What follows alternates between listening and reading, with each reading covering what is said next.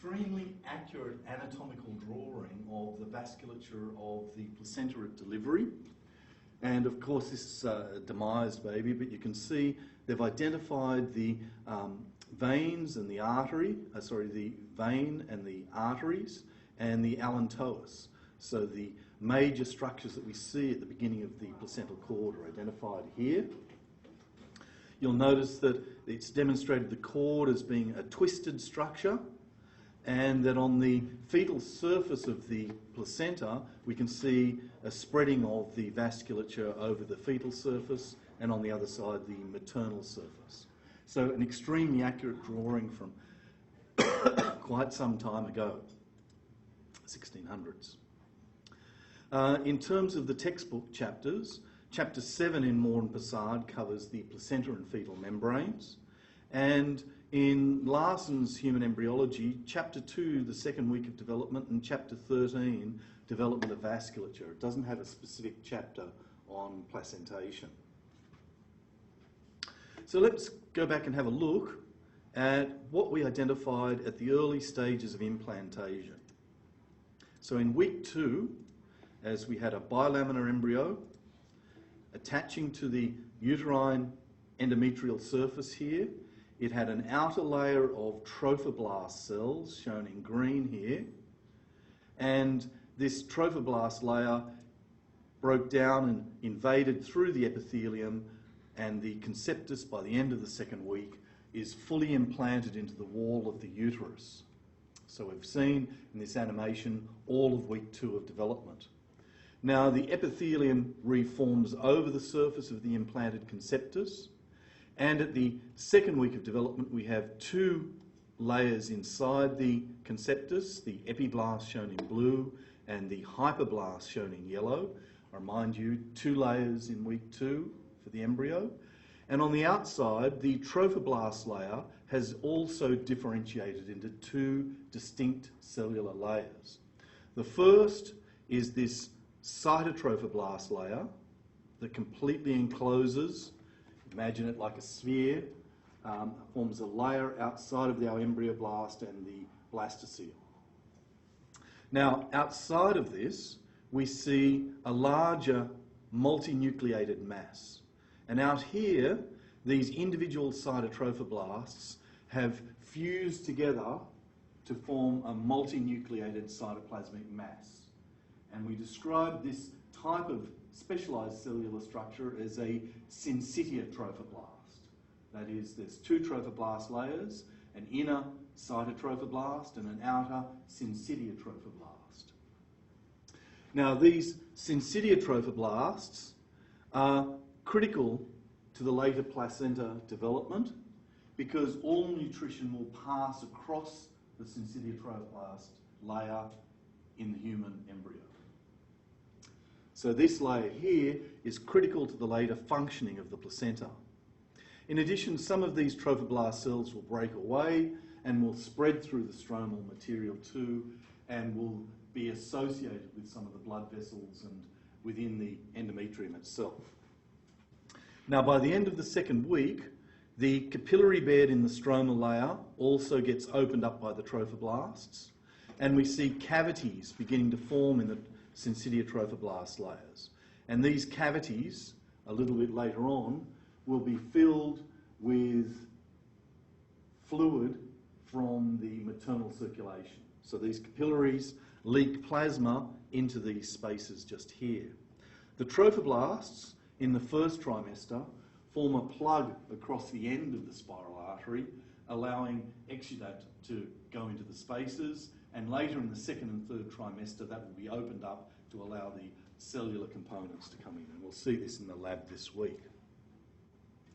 The second movie here actually takes us through the late stages from the second week onwards, and at this point the embryoblast or conceptus is fully implanted within the uterine wall, and we're seeing now the maternal blood-filled spaces here, shown in red, lying within the syncytia trophoblast layer. In addition, uterine glands are also opened up, and their secretions are released into the spaces around the conceptus, And so we've got a rich supply of both uterine gland secretion and maternal blood available for diffusion across these layers to our developing embryo in here, shown in the blue layer. So in the third week of development, we have gastrulation forming the mesodermal layer, and you'll notice that the mesoderm outside of the embryo, shown here, is the extraembryonic mesoderm, and it lines the chorionic cavity. So this is our chorionic cavity here. It covers the yolk sac, and it also covers the amnion. So we see extraembryonic mesoderm in all of these fetal membranes. The amniotic membrane, the yolk sac, and the chorionic membrane. Now within this mesoderm layer, we'll also get, as we did in the splanchnic mesoderm, differentiation of blood vessels. So blood vessels will begin to form in this layer. So that's what we're going to have a look at, the early formation of the placenta. I'll mention to you that we have a few terms that we describe for the nutrition. When the conceptus is floating within the uterus and in the initial stages of implantation, we talk about histotrophic nutrition. And this is when we get transfer from the maternal secretions to the conceptus before we establish placentation. Once the placenta is formed and blood vessels are delivering nutrients to the embryo, then we talk about hemotrophic nutrition.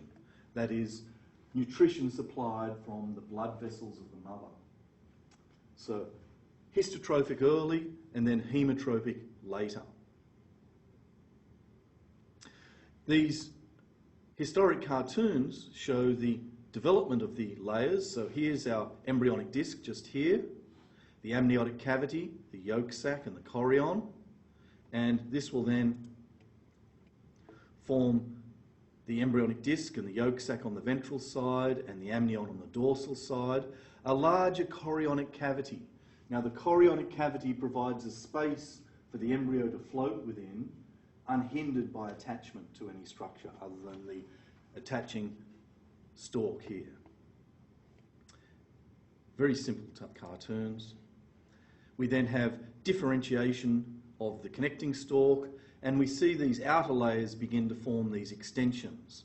These extensions on the surface of the chorion will be described as villi.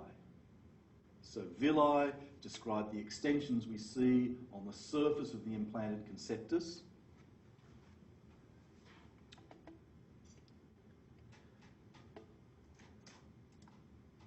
We then have folding in week 3 of our embryo, bringing the yolk sac around to the ventral side, and the amniotic sac then covers the surface of the embryo. So here's our amniotic cavity, here is the yolk sac, and this is the chorionic cavity.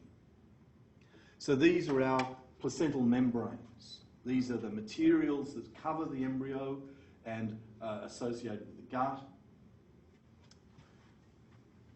And then finally, this last image here shows you the late stages when the amniotic sac expands, and I've shown you this in a cartoon, and if I've got time, I'll show you again today. The amnion expands and fuses with the chorionic membrane, and at that point, in the 2nd and 3rd trimester, we don't have a chorionic cavity anymore. The embryo and fetus floats within the amniotic cavity.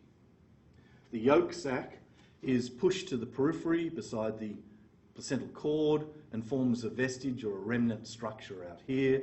It doesn't have a major role to play in later development. And we have restriction of villi to the region associated with the connecting stalk, and this is going to be where our placenta will form. So the villi are found in a restricted zone at the site of attachment, and we now will form a placental cord and the placenta here. So I thought I'd show you a specimen from Cambridge, and this is the maternal decidua here, and this is our conceptus up here, and we can see all of the trophoblast cells invading the wall. So this is the interface between the invading conceptus, the maternal decidua, the bilaminar embryo up here, and all of this structure in here are our trophoblasts, our syncytia trophoblasts, in the early stages of differentiation following implantation. It's probably the only specimen that we have a good example of that, other than the